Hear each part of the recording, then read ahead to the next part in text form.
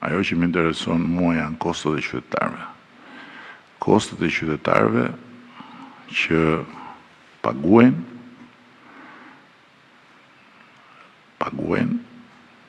me kursimet e jetës tyre dhe marrjen dhe kredira etj. Për të marrë një apartament, për të marrë një shtëpi dhe e ndërrojnë atë shtëpinë e re. Dhe kur shkojnë paguajnë, ndërtuesi, se kisha një rast konkret para 2 ditësh me një karagjos. Ndërtuesi i tregon projektin. Edhe ke projekti shikon njeriu, mblidhet gjithë familja, shef projektin, gjithë gëzim, aty projekti shkëlqen me pemë, me ndryqim, dhe paguan. Kur shkon atje, ajo godina nuk ngjan fare me atë që ka parë në fotografi. Është e shëmtuar. E para. E dyta, futet brenda dhe nuk merr dot hipotekën. Sepse ai ndërtuesi ka shkelur të gjitha kushtet e lejes. Se do t'i marri me vete në varr ato metrat katror tepër që ka bërë. Edhe kjo është kostoja që më intereson mua. Nuk është kostoja që do t'i rritet, që mos përmend emra tani, që do t'i rritet X-i dhe Y-it, se pa tjetër do që të bëj shtesa. Se nuk i dalin. Nuk i dalin 100 vila, do të bëj 120. Do dhe 20 pa leje. Po si edhe një shembull. Dhe para 2 ditësh, fola me njërin që e mora vetë, se i kishte bërë edhe të fortin inspektorëve. Ja kishte shitur apartamentin një zonje me balkon. S'kishte balkon. I kishte marrë balkonin.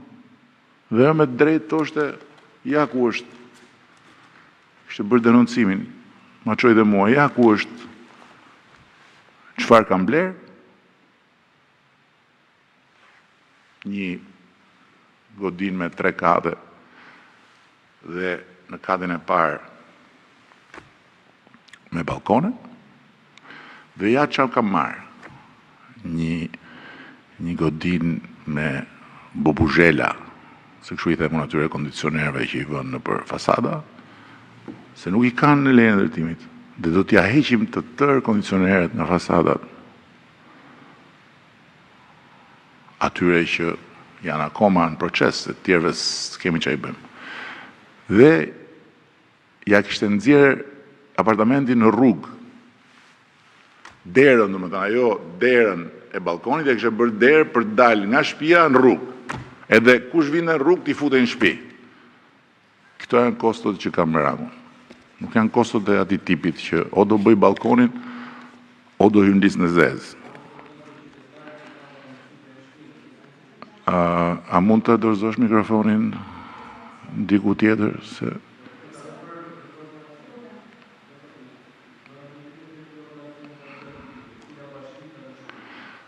A mund të dorëzosh mikrofonin tani? Mund të dorëzosh mikrofonin? Eksola Sheu Euronews. Çështja e kjo pyetja cila bashki ka dështuar është një pyetje që prap pyetje frigoriferi, sepse këtu nuk bëhet fjalë se ka dështuar një bashki apo kanë dështuar gjitha bashkitë apo kanë dështuar ca bashkitë.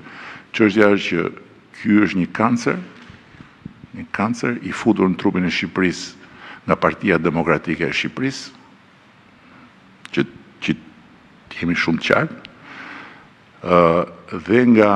dhe nga udhëheqësi legjendar i asaj partie që thoshte Bathoria është mrekullia e 8 e botës, se është qyteti i parë në historinë e botës i ndërtuar i gjithë pa leje. Është fjalim historik elektoral. Nuk është një dhe që thoshte në LAN po ndërtojmë Zvicrën shqiptare.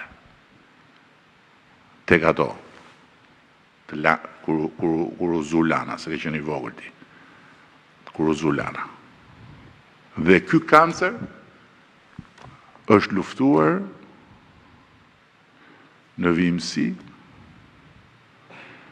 dhe është fiksimi im ky kancer. Që nga filluar të luftoj që ditën e parë që më çdo mundësia të luftoj, por çka ka ndodhur me këtë kancer është të kurur, por nuk është shëruar. Pra, nuk jemi sot në kushtet që t'jemi të qartë se shumë kush thot, po mirë, akoma kjo histori, jo, nuk është akoma. Kjo është pjesë e i procesi. Se nuk jemi në kushtet kur vetëm nga Lana kemi hequr 132.000 ton.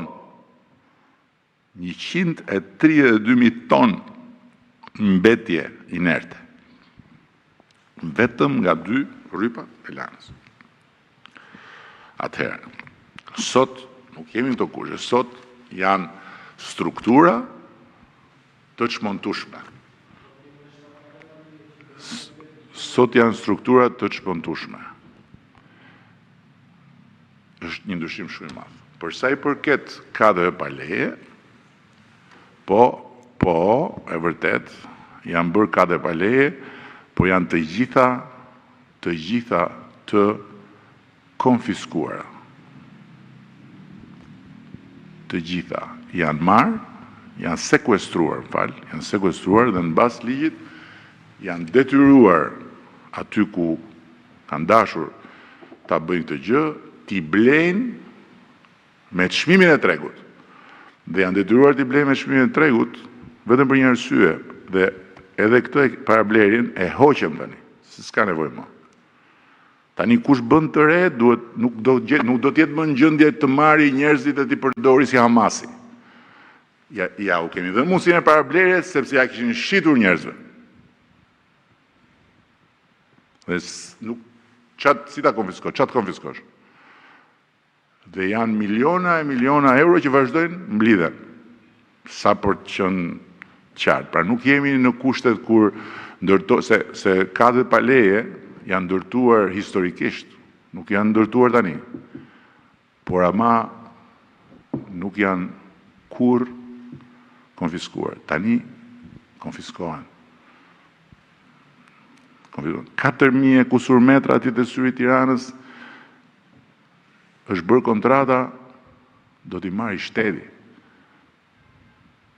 Aq sa janë metër për metër që janë pa leje, do t'i marrë i shteti. Është e nënshkruar. Ndërkohë që, kur në atë kohë unë propozoja që të vendoseshin gjoba, e di sa u vu gjoba? U vu 4% e kostos. 4% e kostos. Gjobë për metrin katror pa leje është incentivi më i jashtëzakonshëm që t'i thuash njerëzve vazhdoni se ku ta gjesh, më mirë paguaj 4% kostos se sa të presësh marrësh leje e të pagush taksë. Dhe nuk e kujtoj eksakt shifrën se sa metra katror u ndërtuan pa leje në Tiranë. Dhe ishte koha kur edhe të gjithë inspektimin e kishte pushteti qendror një ashtu quajtur policinë ndërtimore. Mund të ketë policinë ndërtimore? Për të prish? Kështu që duhet pak kujtesë historike se kur e ke arkivin në frigorifer, nuk të punon syri.